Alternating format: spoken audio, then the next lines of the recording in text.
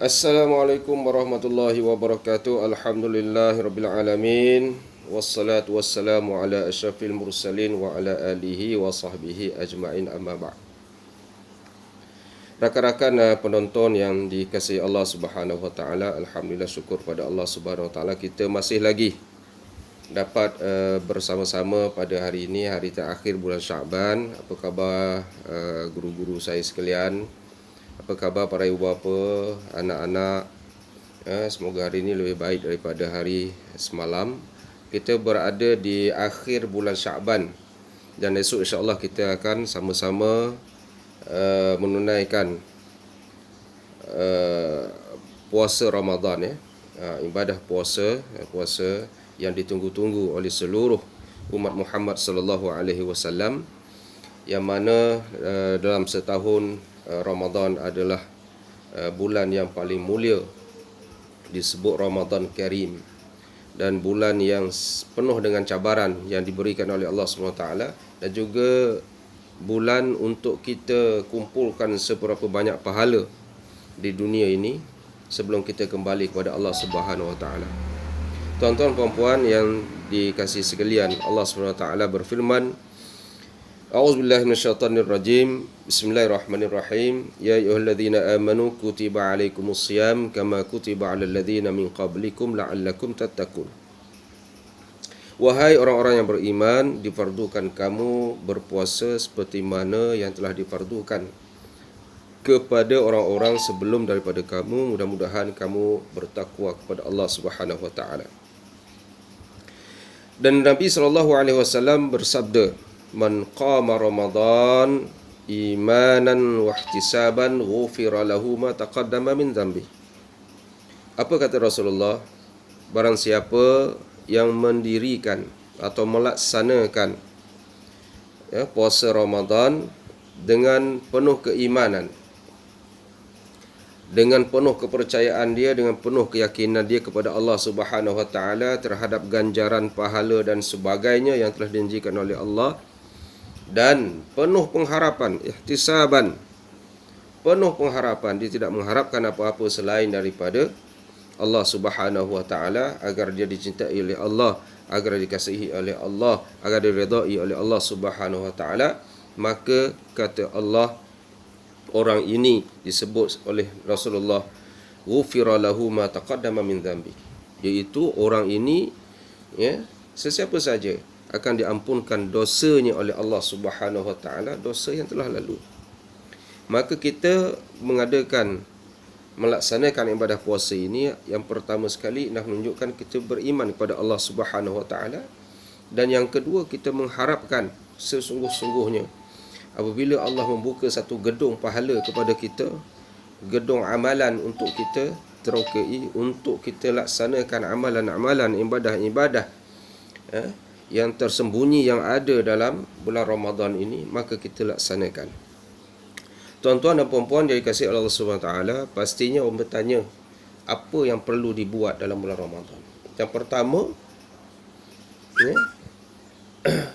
disebut apabila tibanya bulan Ramadan, selain daripada kita berniat nawaitu shauma ghadin an ada'i fardhi syahri ramadhana hadhihi sanati lillahi ta'ala, dinasyidkan. Anak-anak pastinya masih ingat, pastikan anak-anak hafal lafaz niat puasa Ramadan, nawaitu shauma ghadin an adai fardhi syahri ramadhana hadhihi sanati lillahi ta'ala. Bagus, semua boleh ingat, dan ada segi maksudnya ialah saja aku berpuasa bulan Ramadan esok hari kerana Allah Ta'ala, mudah saja, dan boleh diniatkan sekaligus. Ada ulama kata boleh, dan hendaklah dia, yang terbaiknya ialah memperbaharui. Artinya setiap kali kita lepas solat, ingat malam ini, esok kita dah mula puasa, pastinya malam ini ada solat tarawih. Solat tarawih bersama-sama, itu berjamaah, ayah, ibu, termasuk anak-anak, belajar untuk bersalat tarawih. Dan inilah peluang kepada ayah untuk mengimamkan solat. Kalau sebelum ini kita imamkan imam yang ada di masjid atau di surau, bermula pada malam ini ayah, abang kena jadi imam, kena jadi Bilal, ya, ibu, adik-adik ikut di belakang. Ini satu peluang kepada kita. Pertama sekali kita kena niat.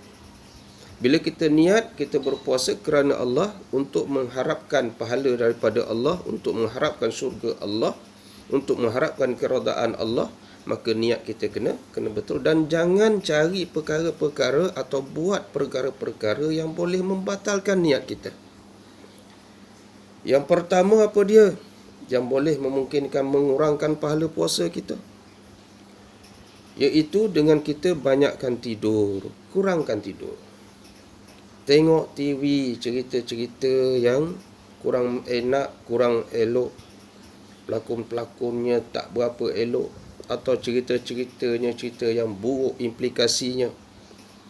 Ataupun kita melihat atau kita mendengar perkara-perkara yang buruk, mulut kita bercakap perkara-perkara yang tak baik, mengumpat sana sini dan sebagainya. Ya, baca cerita-cerita yang viral dalam Facebook, dalam Twitter, dalam Instagram, dalam WhatsApp, yang belum tentu ianya betul ataupun tidak, ataupun belum sahih. Dan perkara ini boleh mendatangkan menjadikan pahala puasa kita kurang. Dan kita kena isi ruang yang ada dalam bulan Ramadan ini dengan memperbanyakkan apa? Membaca Al-Quran. Pastikan anak-anak, ibu ayah, cikgu-cikgu SK Ledang khususnya, ya, supaya kita dapat baca Quran. Kalau boleh, satu hari satu juzuk. Kita puasa tahun ini 30 hari, artinya 30 juzuk Al-Quran. Kita kena buat jadual, kita kena buat perancangan, supaya apa yang kita rancang itu kita laksanakan, kan kita istiqamah. Istiqamah dalam melaksanakan ibadah kepada Allah. Ambil peluang yang mana semua kita berada di rumah. Kalau kita dapat penuhi kita dengan perkara-perkara yang manfaat, insya-Allah kurangkan tidur, banyak membaca buku, buat latihan, buat kerja sekolah yang telah dihantar oleh guru, ya, buat kerja-kerja rumah, cari pahala yang sebanyak-banyaknya. Menolong ibu di rumah, menolong ayah di rumah. Buat apa sahaja yang boleh mendatangkan pahala, insya-Allah. Ya, dalam satu hari itu, bila kita kurang atau kita tak buat perkara yang boleh merosakkan puasa kita, kita akan dapat full mark daripada Allah Subhanahu Wa Taala. Ini yang dimaksudkan. Jadi kita kena jaga perkara-perkara yang boleh merosakkan puasa kita, yang boleh membatalkan puasa, ya, terutama makan minum kena jaga. Sebab puasa ini ialah menahan diri kita daripada makan dan minum. Dan tak lupa juga perkara-perkara yang boleh membatalkan puasa. Makan minum salah satunya. Ya, dalam PKP ini saya pasti anak-anak asyik buka peti sejuk, tutup peti sejuk. Ibu tak lekang kat dapur, ya. Tapi kena jaga.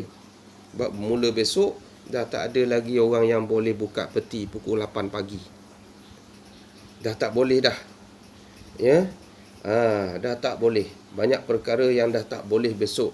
Yang mana sebulan sebelum ini kita rancak. Ya, rancak. Jadi besok kita bermulalah dengan kita cuba menahan diri kita. Maksimumkan dengan apa yang dijanjikan oleh Allah Subhanahu Wa Taala. Kita ambil jalan takwa kepada Allah dan kita berpuasa sungguh-sungguh. Saya mengharapkan tuan-tuan dan puan-puan, ibu ayah, guru sekalian serta anak-anak mula berpuasa besok, cuba saya upaya kena kuatkan, jangan jadikan puasa ini halangan, penghalang untuk kita laksanakan perkara-perkara yang yang disuruh oleh Allah Subhanahu wa taala. Selamat berpuasa, istiqamah, stay home, stay safe, jaga sesama kita, ingat mengingat antara kita. Mudah-mudahan puasa kita diterima oleh Allah Subhanahu wa taala. Segala ibadah kita diganjari oleh Allah Subhanahu wa taala. Aqulu qouli hadza astaghfirullahal azim li wa lakum. Wassalamualaikum warahmatullahi wabarakatuh.